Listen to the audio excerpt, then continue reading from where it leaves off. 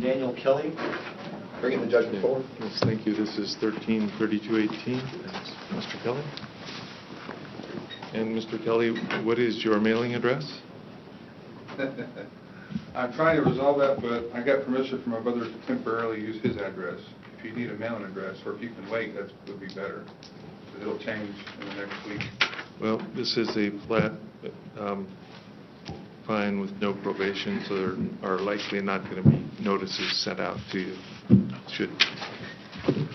But if it were, and on the off chance he would get them to you, do you want to use that address? 451 East Silver Box Lane, all separate words, Wasilla 99654.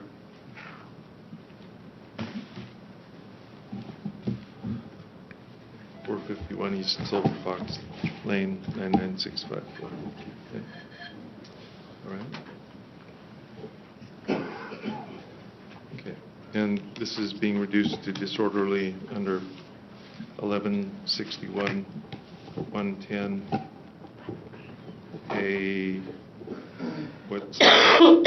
What subsection? Let's go unreasonably loud.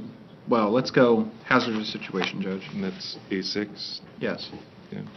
Mr. Kelly, the state would have to prove is that you acted in a reckless manner that created a hazardous condition, that is hazardous to you or someone else or your property or someone else's property. You understand that you have to prove that beyond a reasonable doubt? Well, if I go to court, they would have to prove the domestic violence, wouldn't they? They would have to prove that you acted recklessly and that as a result of your conduct, another person, that is, as a result of your words or other conduct, another person was placed in fear of imminent physical injury being physical pain or impairment of a body condition like scratching or bruising. So they'd have to prove that you were acting, that it was you, and that you acted recklessly, and as a result, somebody else was in fear of imminent injury. Okay. In this, on the reduced charge, they'd have to prove that you created a hazardous condition, basically, is the difference. Do you want more time to talk to your attorney about that? No, I just wanted to clarify. Any questions about what they'd have to prove? No. And you were here when we went through the rights and questions. Have you gone over those rights with your lawyers? Yes. And do you have any questions about those rights? Not about the rights. And was this the agreement as you understood it? Was it a $250 fine? I had a question about that. Yeah. I had asked my lawyer about the jail time I spent that has no value whatsoever in this court. Well, I can't give you legal advice. I mean, if you were sentenced to time, you'd get credit for that time. Mr. Senta, does the state have a position? It was 4 days. He's not being sentenced to time, Judge. He would get credit if he got jail time, but he's not getting jail time. Well, if you want time to look into that, there may be some situations where you could get credit for time in jail against a fine, but I'm not sure that that applies when you reach a plea agreement. I'm just worried about, I'm on a limited income, and $250 fine, even though it's very small, it's just trying to find that money from nowhere, and that's going to, lead to thoughts of trying to do things to get money that's not, things I should be doing. Well, hopefully you'll keep the thoughts you should be doing to get money.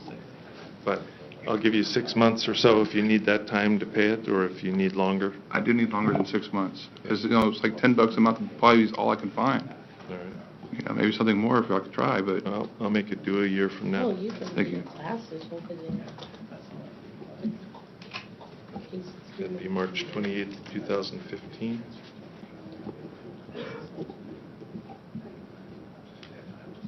And do you have any other questions about the charge or My bondsman made me ask to, the bond's going to be taken care of, right? It's over with? Bonds will be exonerated. Okay. So they're no longer at risk.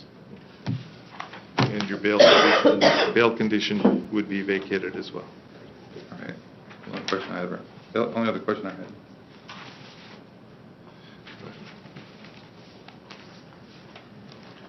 Okay. Do you feel you're making a voluntary decision? Yes. And as to the surcharges, there's a $200 cost of counsel and a $50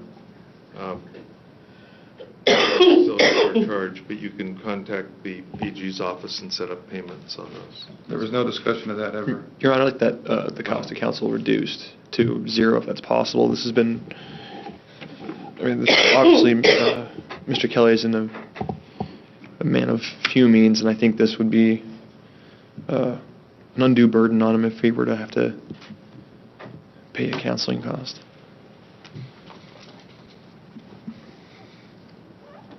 Well,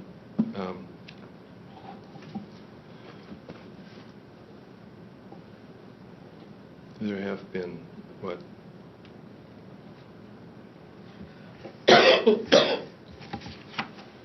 10 hearings in the case? There have been hearings, Your Honor, but they're... I'll reduce it, but it's still, in any event, you want time to, the $50 police training surcharge is a mandatory surcharge. The jail facility surcharge is a mandatory surcharge. The cost of counsel is required. The court has latitude to reduce it. I'll reduce it by half.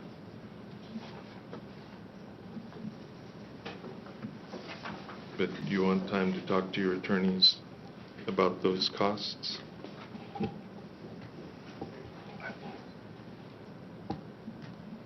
Like what, 5 minutes? Or you sound talking about a recess? That's We've got a fine. full If you want to calendar and step it's to the back, 4:30 on we'll Friday, take Mr. Judge. Melson's case. You can step out in the foyer and consult, and we'll move to Mr. Melson's case while you have a chance to talk. Mr. Kohler? I believe we've reached an understanding, but I'll let Mr. Kelly speak.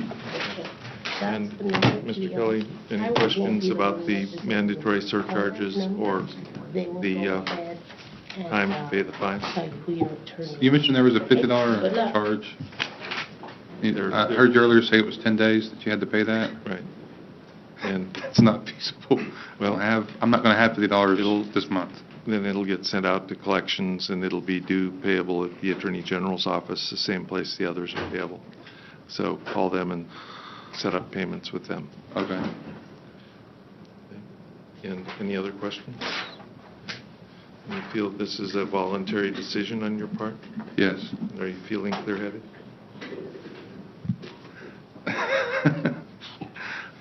I'm trying. I mean, are you taking medications that would affect your judgment, your ability to think rationally and clearly?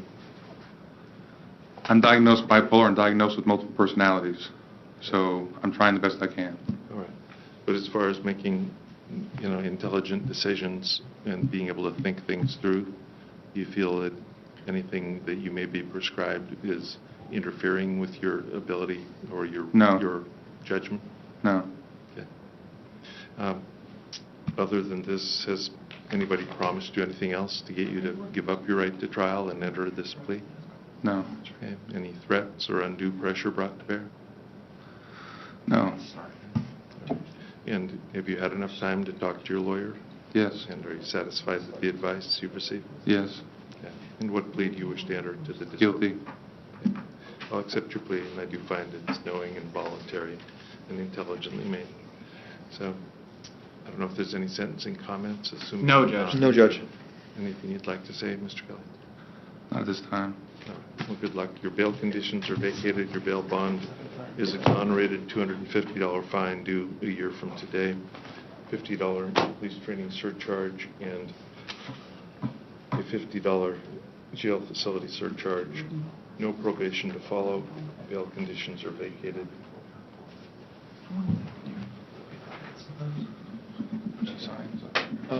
There's paperwork today.